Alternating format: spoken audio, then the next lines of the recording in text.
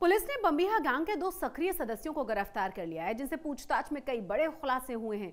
पूछताछ में यह भी पता चला है कि पंजाब में गैंग के सदस्य जो हथियार इस्तेमाल कर रहे हैं वो मध्य प्रदेश के खरगोन से खरीदे जाते हैं और पैसा सीधे कनाडा और यूएई से आ रहा है। पंजाबी सिंगर सिद्धू मूसेवाला की हत्या के बाद से गैंगस्टर्स के खिलाफ ताबड़तोड़ एक्शन जारी है। इसी कड़ी में अब बम्बिहा गैंग के सक्रिय सदस्य गगनदीप सिंह और बलजीत सिंह को दिल्ली पुलिस की स्पेशल सेल ने गिरफ्तार किया है। इन दोनों के पास से 5 सेमी ऑटोमेटिक पिस्टल बरामद हुई है। पुलिस के मुताबिक ये पिस्टल पंजाब में देवेंद्र बम्बिहा गैंग के सदस्यों को सप्लाई की जानी थी। गिरफ्तार किए गए दोनों आरोपी देवेंद्र बम्बिहा गिरोह के सक्रिय सदस्य हैं। दोनों से पूछताछ और हथियारों की तस्करी के पुराने मामलों की जांच के आधार पर कई बड़े खुलासे हुए। पंजाब में गैंग के बीच हथियार हासिल करने का चलन बढ़ रहा है। पिछले 2-3 साल के दौरान इन गैंगस्टरों और अपराधियों को एमपी के खरगोन से हथियार मिल रहे हैं। खुलासा ये भी हुआ है कि गैंगस्टर हथियार सप्लायर के बैंक खातों में सीधे कनाडा और संयुक्त अरब अमीरात से पैसा भेजा जा रहा है, ताकि उनके साथियों को पंजाब में हथियारों की सप्लाई होती रहे। देवेंद्र बम्बिहा गैंग की लॉरेंस बिश्नोई गोल्डी बरार के गैंग से भयंकर दुश्मनी है। फिलहाल देवेंद्र बम्बिहा गैंग के इन दोनों बदमाशों से पूछताछ जारी है, जिससे और भी कई बड़े और चौंकाने वाले खुलासे हो सकते हैं। आज तक ब्यूरो। पंजाब में नशे के मुद्दे पर एक बार फिर से सियासी जंग शुरू हो गई है। दरअसल गवर्नर बनवारी लाल पुरोहित पिछले 2 दिन से सीमावर्ती इलाकों का दौरा कर रहे हैं और नशे को लेकर लगातार पंजाब सरकार को घेर रहे हैं। इस पर आम आदमी पार्टी ने कोई सफाई तो नहीं दी, उल्टे राज्यपाल पर ही आरोप लगाने शुरू कर दिए हैं। ऐसे में बीजेपी ने भी मान सरकार के खिलाफ मोर्चा खोल दिया है।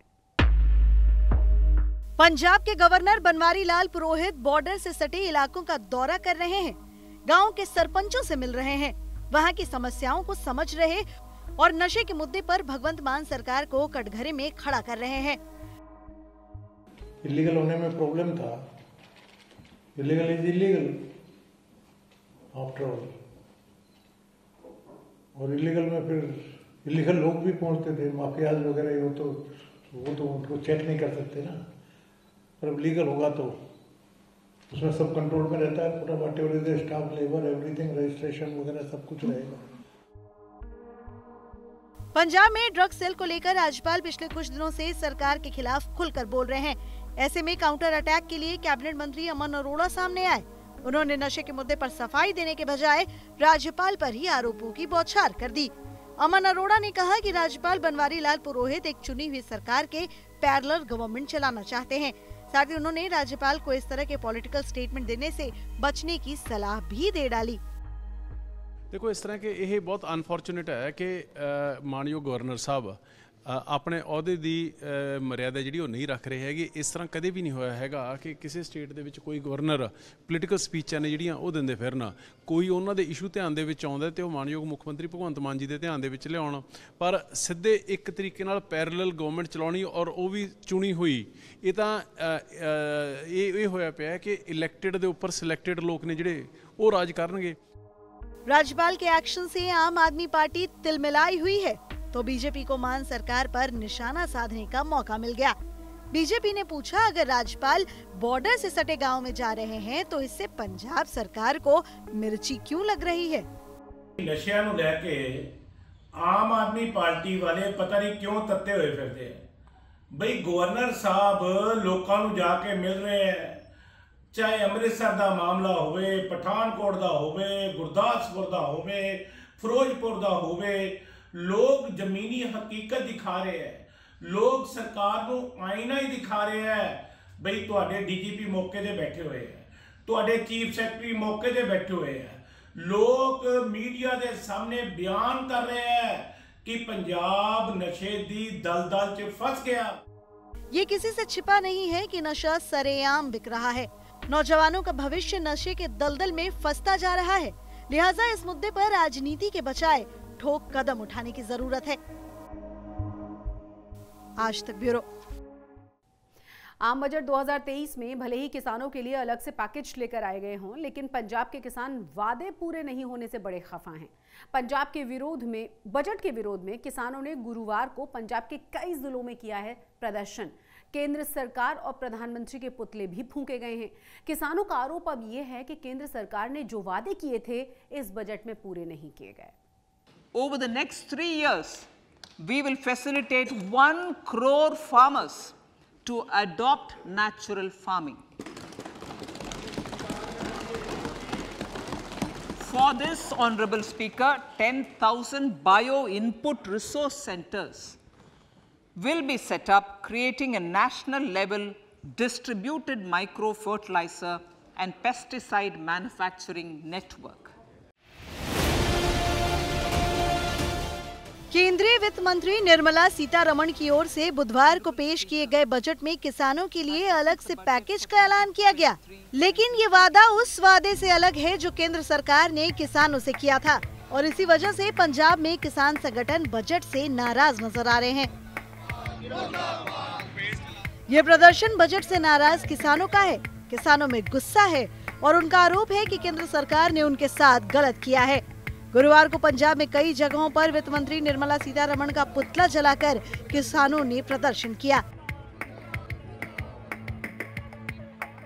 अमृतसर में किसान मजदूर संघर्ष कमेटी के लोगों ने सड़कों पर रैली निकाली और सरकार विरोधी नारे लगाए।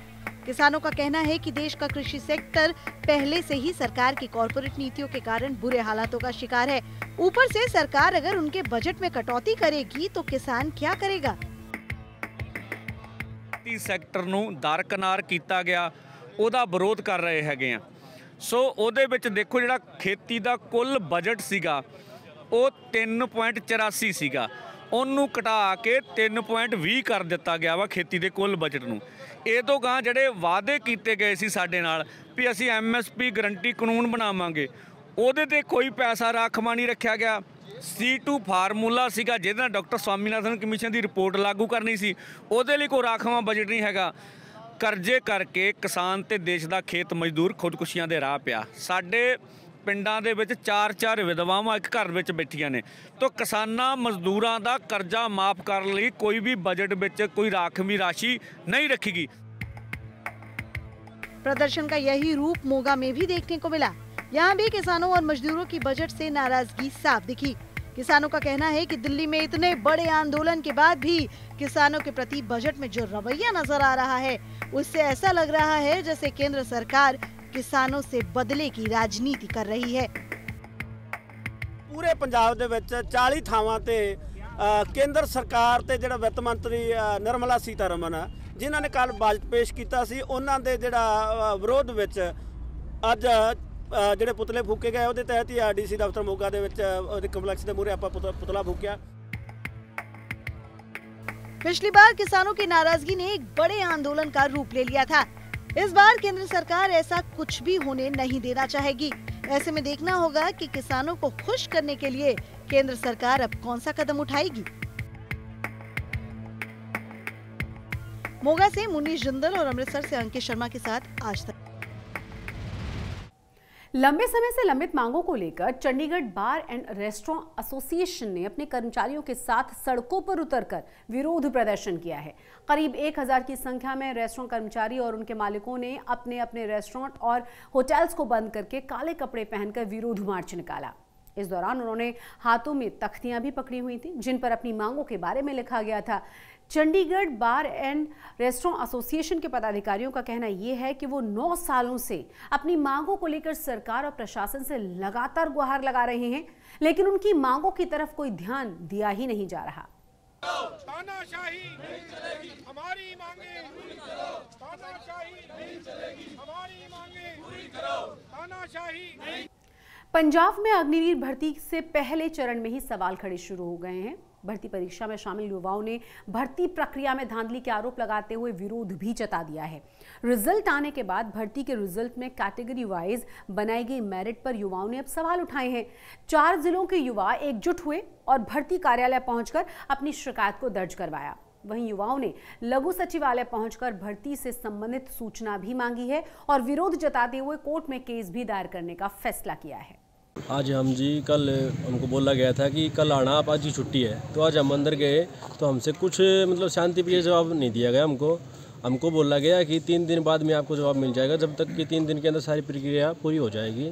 और हमने आज साइन किए हैं, वो भी खाली कागज़ के ऊपर, कोई आश्वासन दिया ही नहीं हमको भाई क्या होगा क्या नहीं होगा। आज हमारे वहाँ पे कर्नल थे ना, कर्नल एसएम साहब थे, उनसे बात हुई थी। उन्होंने खाली ये बोला आप सिग्नेचर करके चले जाओ, जो भी बात होगी हम आपको बता देंगे।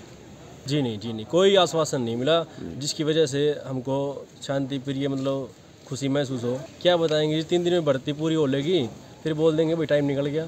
भाई पहला तो और है, हमने चाहिए हमारा कागज। दूसरी बात ही हम RTI लगाओ भाई, RTI के खिलाफ हमने जो कि सबूत मिलेगा हमारा पेपर रिकॉर्ड जो कटवाऊँगा वो आ जाए, फिर हम लाओ सटे में यूँ ना सोचे हुए बालक की दूसरा ही भर्ती रहेगी।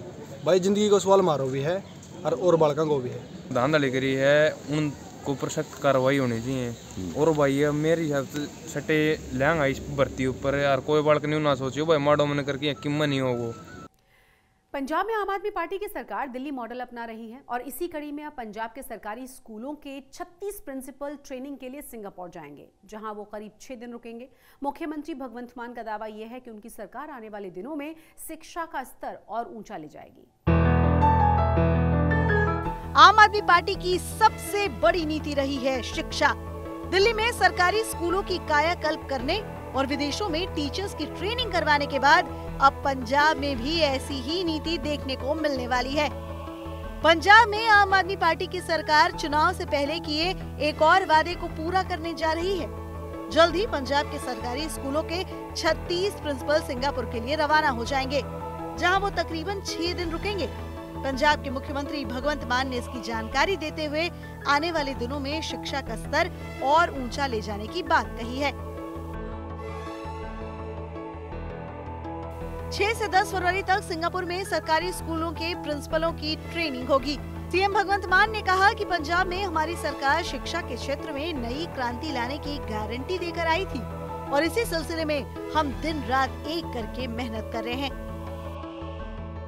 जैसा कि आप सब जानते हैं कि पंजाब में हमारी सरकार शिक्षा के क्षेत्र में एक नई क्रांति लाने की गारंटी देकर आई थी। और इस सिलसिले में हम पूरा दिन रात एक करके मेहनत कर रहे हैं। सबसे पहले हमने मेगा PTMs किए सरकारी स्कूल्स में, ताकि अध्यापक और बच्चे के पेरेंट्स, माता पिता के बीच की दूरी कम हो, आपस में तालमेल हो। बच्चा स्कूल में क्या परफॉर्म कर रहा है ये बच्चे के पेरेंट्स को पता होना चाहिए, और बच्चा स्कूल के बाद क्या एक्टिविटी करता है ये अध्यापकों को पता होना चाहिए, जिसकी चारों तरफ बहुत तारीफ हुई। वहीं दिल्ली में अब तक 1000 टीचर्स ने विदेशों में ट्रेनिंग ले ली है, पर इस बार जब टीचर्स को भेजने की बारी आई तो LG ने साफ मना कर दिया था। दिल्ली के सीएम अरविंद केजरीवाल ने एक प्रेस कॉन्फ्रेंस कर जहां एक तरफ पंजाब की तारीफ की तो वहीं LG पर जमकर निशाना साधा। एक तरफ दिल्ली से सीख के दूसरे राज्य अब अपने टीचर्स को विदेश भेज रहे हैं। दिल्ली के अंदर गंदी राजनीति की वजह से इस काम को रोकने की कोशिश की जा रही है ताकि दिल्ली सरकार अपने काम कर सके। इस तरह से हर काम में अड़चन अड़ाना, दिल्ली के लोगों के हर काम में अड़चन अड़ाना, चुनी हुई सरकार के हर काम में अड़चन अड़ाना, ये सही नहीं है। दिल्ली के अंदर जो अच्छे काम है, जनता के काम है, वो काम होने देना चाहिए और इस तरह से दिल्ली सरकार के कामों में अड़चन नहीं अड़ानी चाहिए। पूरा देश शिक्षा के मामले में दिल्ली मॉडल देख चुका है। अब दिल्ली के सरकारी स्कूलों में बिना महंगी फीस के बच्चे अच्छी शिक्षा पा रहे हैं और अच्छे नंबर्स भी ला रहे हैं। उम्मीद है कि पंजाब के बच्चों का भी आने वाला भविष्य उज्जवल हो। आज तक ब्यूरो। अब आपको अम्बाला पुलिस का मानवीय चेहरा दिखाते हैं, जहां पुलिस लाइन में एक रोटी बैंक का उद्घाटन किया गया, जिसके माध्यम से जरूरतमंदों और असहाय लोगों को रोटी पहुंचाने का काम किया जाएगा।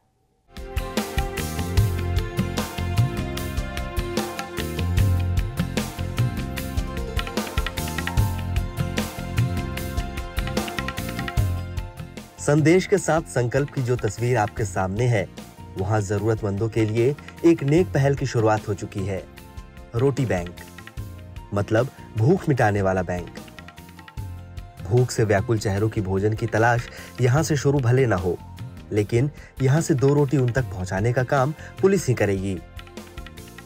केवल 2 रोटी के दान के साथ अंबाला पुलिस उस नेक अभियान का शुभारंभ कर चुकी है, जिसके तहत जरूरतमंदों तक रोटी सब्जी पहुंचाने का काम किया जाएगा, ताकि बिना कुछ खाए दिन गुजार देने वाले लोगों की भूख मिटाई जा सके। इस रोटी बैंक से सबसे पहले पुलिस कर्मियों को जोड़ा गया है, जो अपने घरों से 2 रोटी लाएंगे।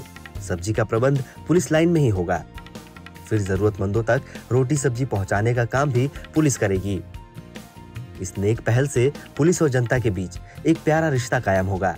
पुलिस इस रोटी बैंक को चलाने के लिए जनता से सहयोग की उम्मीद कर रही है। आज इस रोटी बैंक का उद्घाटन करने खुद अंबाला रेंज के एडीजीपी साहब पहुंचे हैं, जिन्होंने रोटी बैंक का फीता काटकर उद्घाटन किया और विश्वास जाहिर किया ये महज एक संदेश नहीं बल्कि संकल्प है। ज़रूरतमंद लोग जो है, जिनको एक समय का भी खाना नहीं मिलता, कोशिश है कि कम से कम एक समय की रोटी हम उनको खिला सके, जिससे उनकी हेल्प तो हो जाए और साथ ही साथ जो पुलिस कर्मियों के तरफ से जो योजना जैसे कि 2-2 रोटी अपने घर से वो देंगे, तो उनको भी एक सेवा से जोड़ने का, उनके परिवार में और उनके बच्चों में भी ये संस्कार देने का प्रयास है। इस अभियान को आगे ले जाने के लिए जिम्मेदारी पुलिस ने अपने कंधों पर उठाई है, जिसकी हर तरफ प्रशंसा हो रही है। पुलिस लोगों से अपील भी कर रही है कि इस अभियान से ज्यादा लोग जुड़े, तभी रोटी बैंक का लक्ष्य साकार होगा, जो जनता के सहयोग के बिना सहज नहीं है। अंबाला से कमलप्रीत सबरवाल।